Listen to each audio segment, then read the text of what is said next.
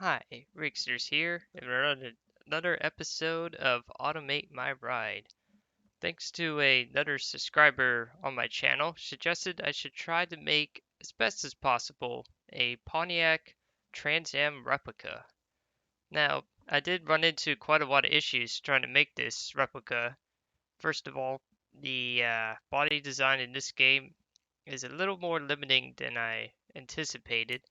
The wheelbase on the real one, according to Carfolio, is 108 inches. The wheelbase in this game, the closest I could get, and also body design I could get, is a 1965 coupe model that's like 1 inch over that, and the track width is also less than the real one.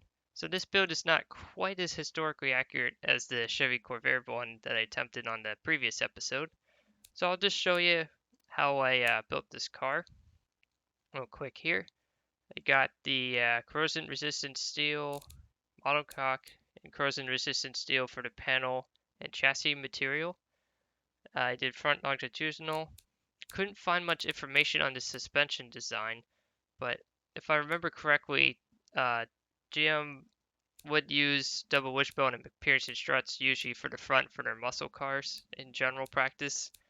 In the rear, they usually use semi-trailing arm by the 1970s, or at least at the bare minimum, a solid axle leaf, which is pretty heavy suspension, but they were gradually improving the handling. It just took them a long time.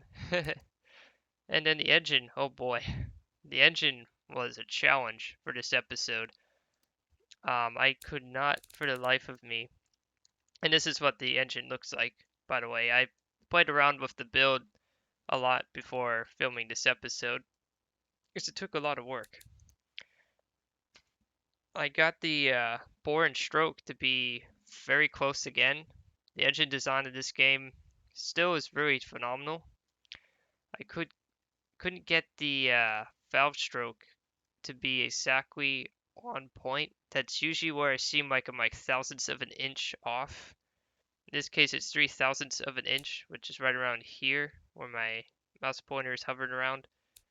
That's still a minor blemish, but I got the cubic inches capacity correct, which was historically I'm doing like the biggest motor with the most powerful engine you could get in 1974, which was the 455 engine, massive carburetor V8. And this is the going to be replicating the automatic 3-speed variant of the Trans Am. It was quite a challenge. I couldn't get the power precisely to 250 SAE gross because I couldn't get the torque curve to be precisely 380 foot-pounds at 2,800 RPM. Otherwise, I tried playing around with the technology and all that neat stuff. Luckily, though, I could get all the block material pretty much on par. Cast iron for the block material. I'm 90% certain that the head and block material they used cast iron, which would make sense because that's what they mostly worked with back in the 70s. Overhead cam, 2 valves per cylinder. I could not figure out if if they used a different block material, but if they did, let me know in the comments because it was really hard for me to figure out like what engine, like more details about this particular engine is harder to find than the other one that I did in the previous series. But it's 2 valve per cylinder. I did forged steel for the crank because they did use more heavy duty crank and con rods, which is like heavy duty forged steel and cast. That's the closest I could get to replicating iron steel. And forged pistons is the closest I could get to racing pistons because they did use more like sporty design for the Pontiac to make more power and torque at the time. And as you can see, I bumped the quality up to +2. If I did -1, I think. Wait, did it? Huh. Oh, it didn't change a thing. Let's see if I do 0. Yeah, I don't want the weight to be lower. I want it to be higher because this model is very lightweight for what it needs to be. The compression ratio was easy. That was the easy part. It's still 8 to 1, which is good to know because compression ratio in this game means everything. But I'll show you real quick what I mean by bumping the quality for the cam profile. Just one change, look at that. I'm way off and now right on. The only thing I'm off is about 5.3 horsepower. Or no, sorry, 15.3 horsepower over what it actually made in real life. But it's close as I can get, and I don't think that's going to make a huge difference.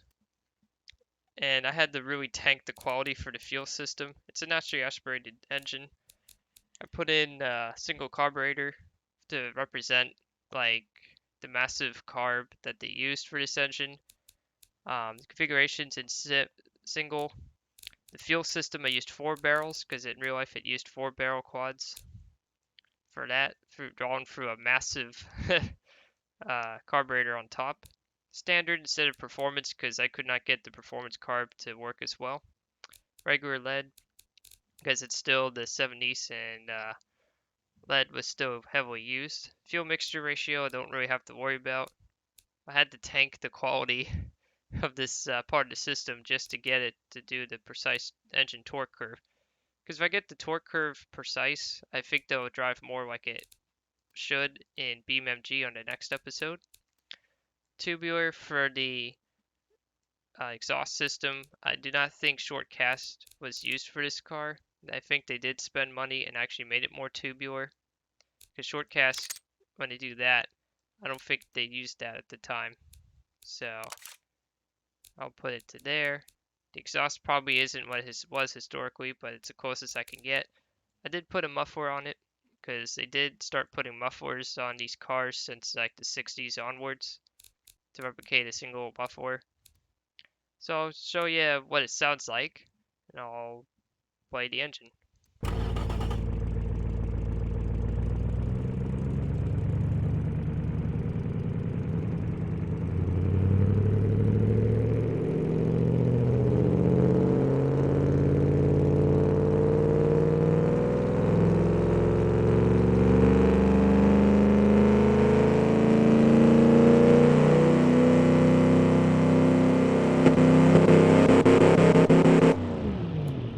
Yeah, it sounds really nice, and it probably would sound pretty close to what it does in real life.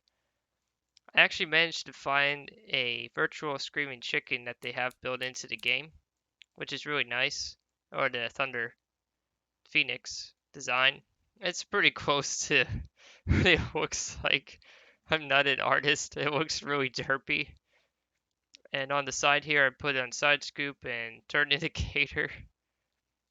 The wing mirror, I couldn't find a mirror that was close enough, and for some reason, I can't get the hood to turn blue, but it looks, I guess, a little bit unique. I'll show you what the rear looks like.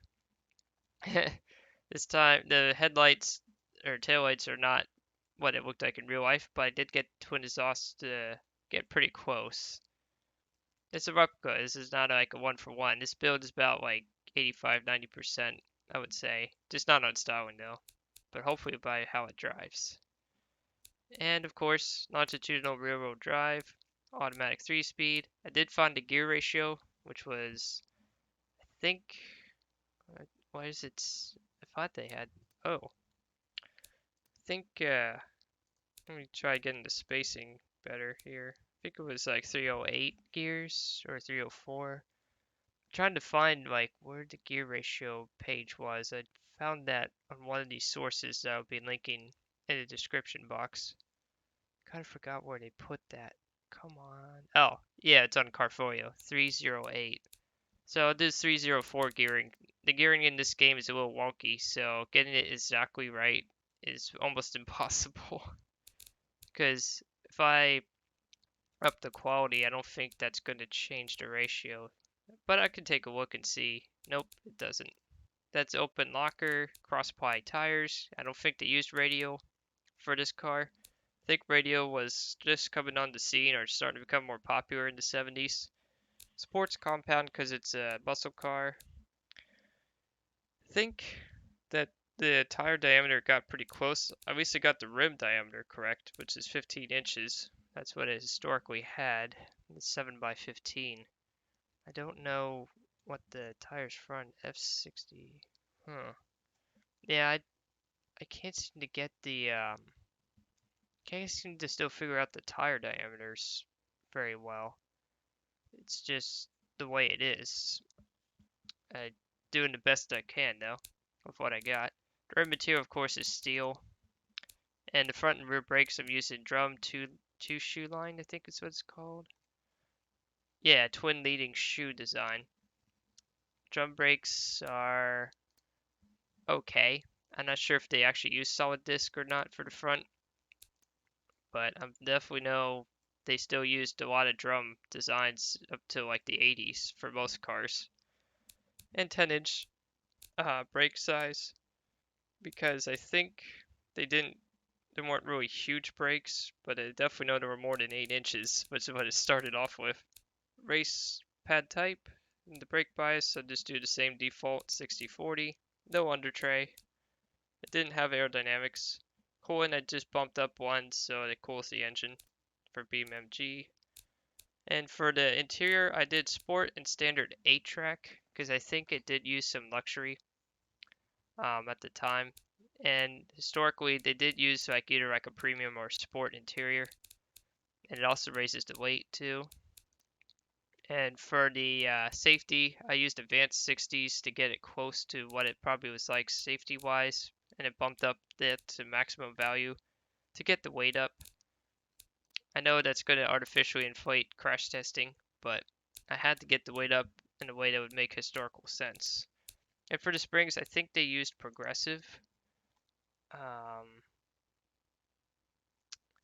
yeah, I think that is what they used. And gas monotube definitely was a thing in those days. I think they definitely used gas monotune for the suspension by this point. I tuned the suspension to sport for default values and just raised the suspension just by 1.1 inch. And here is the design stats of what it looks like. I did did a little bit of math here. Historically it weighed 3,783 pounds. I'm off by 247 pounds with the 2 plus 3 seating. So the car is still lighter weight because it's not as wide, so there's not as much material weight as I could get it. It's about the closest I could get for the design. On the next episode, I'll be driving it around in BeamNG. So before I continue, let's see here. Yeah, just go to the design. So that's basically what I did for Automate My Ride for the Trans Am Replica. I hope you enjoyed this video. I can't wait to take it on the test track. And I cover other games too, such as Forza, World of Tanks, War Thunder, and other games related to vehicles and driving. This is Rigsters Journey, signing off.